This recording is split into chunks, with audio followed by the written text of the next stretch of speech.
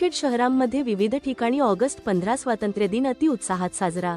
शनिवार दिनांक 15 ऑगस्ट 2026 भारताचा 80वा स्वातंत्र्य दिन अतिशय उत्साहात, आनंदात आणि देशभक्तीच्या वातावरणात साजरा करण्यात आला।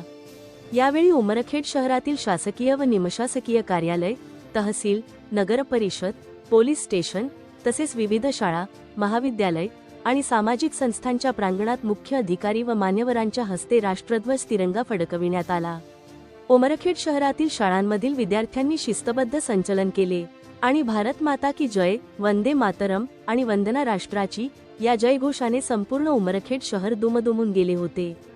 प्रभात फेऱ्या काढून नागरिकांना स्वातंत्र्याच्या या महान पर्वाच्या शुभेच्छा देण्यात आल्या।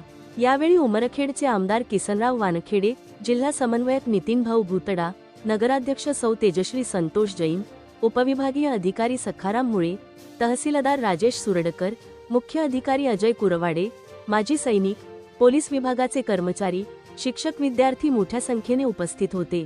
लोकहित लाईव्ह न्यूजसाठी विजय कदम, उमरखेड।